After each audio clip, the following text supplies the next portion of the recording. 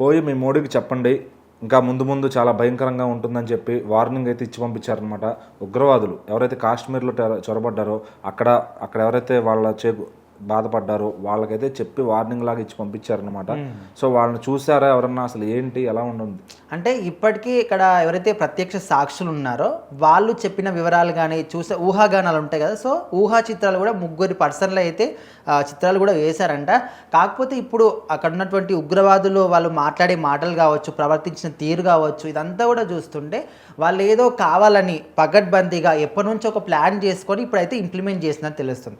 So ఇక్కడ క్లియర్గా మనం అందరం కూడా ముఖ్యంగా గమనించాల్సిన విషయం ఏంటంటే, అక్కడ వాళ్ళు దాడి చేసినప్పుడు ప్రతి ఒక్క పర్సన్ దగ్గరికి వెళ్ళి ముఖ్యంగా వాళ్ళు మన ఆర్మీ వాళ్ళ డ్రెస్ వేసుకొని రావడం జరిగింది. అందుకోసమని ఇక్కడ ఉన్న వాళ్ళు ఎవరు కూడా వీళ్ళు ఉగ్రవాదులు, వీళ్ళు మన వాళ్ళు అనేది కూడా వాళ్ళు గుర్తించలేకపోయారు. సో దగ్గరికి అంటే మనకు అతి చేరువలోకి వచ్చి వాళ్ళ మీద అటాక్ చేయడం వల్ల చాలామంది ఎక్కువగా గాయపడడం.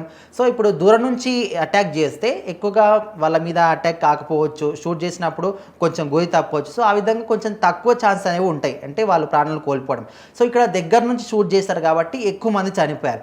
అండ్ ఇంకొక విషయం ఏంటంటే, వాళ్ళు వచ్చినప్పుడు వీళ్ళ ఐడి కార్డులు చూసి అంటే వీళ్ళు హిందువా ముస్లిమా, సో హిందువులని తెలిస్తే ఖచ్చితంగా అక్కడికక్కడ చంపేశారంట. సో అందులో చాలామంది కూడా ఉన్నారు. అయితే ఇక్కడ పోయి మీ మోడీకి చెప్పుకోండి చావు అంటే ఇంత భయంకరంగా ఉంటుంది అని ఈ విషయం ఎక్కడ వచ్చిందంటే, ఒక వ్యాపారవేత్త, తన భర్త, తన బిడ్డ, వీళ్ళు ముగ్గురు కూడా కర్ణాటక నుంచి అక్కడికి చూడడానికి ఆ ప్రాంతానికి వెళ్ళారు.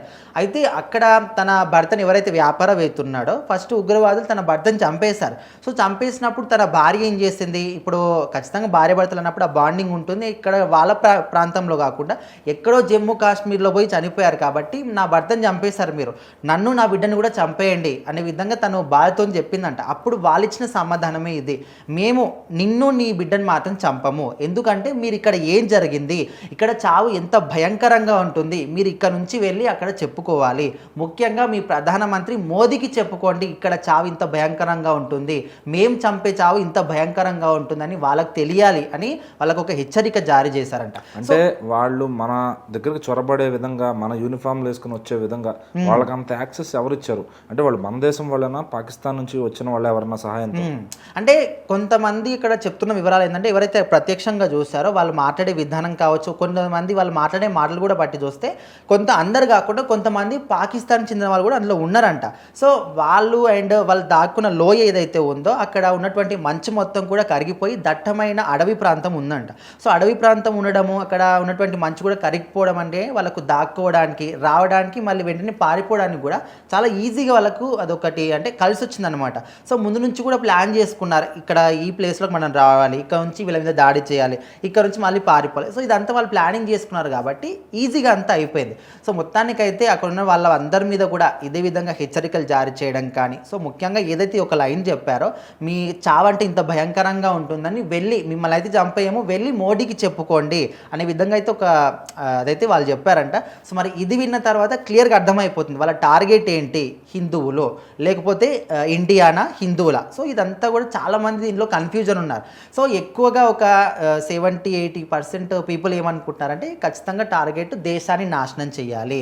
దేశంలో ఇప్పుడు ఉన్నటువంటి మన దేశంలో ఎట్లా అంటే అందరూ కూడా కలిసికట్టుగా ఉంటారు. సో వీళ్ళని ఏ విధంగా విడగొట్టాలి, ఇక్కడ మనం ఇది ఒక టార్గెట్ చేసుకున్నాం, ఓన్లీ హిందువుల పేరిట ఇక్కడ మనం హత్య చేసాం కాబట్టి, సో ఇక్కడ ఖచ్చితంగా హిందువులు అనే వాళ్ళు వేరే మతం మీద వాళ్ళు అటాక్ చేయడం స్టార్ట్ చేస్తారు. సో అప్పుడు వీళ్ళ మధ్య మనము పోట్లాట సృష్టించిన వాళ్ళం అవుతాం. అప్పుడు వీళ్ళ మధ్య దేశంలోకి వెళ్ళి కూడా అటాక్ చేయడం ఈజీగా అవుతుంది అనేది కూడా ఒక ప్లానింగ్ అనుకోవచ్చు. సో మొత్తానికైతే వాళ్ళు ఇది ఒక టార్గెట్ని పెట్టుకొని కాలనీ అంతా కూడా చేశారు. సో ఇప్పటికీ చాలామంది కూడా ఒక 27 నుంచి 30-32 మంది అయితే చనిపోవడం జరిగిందంట. మరి ఇప్పుడైతే మన గవర్నమెంట్ ఎలాంటి యాక్షన్ తీసుకున్నా చాలామంది వెయిట్ చేస్తున్నారు, చూడాలి మరి.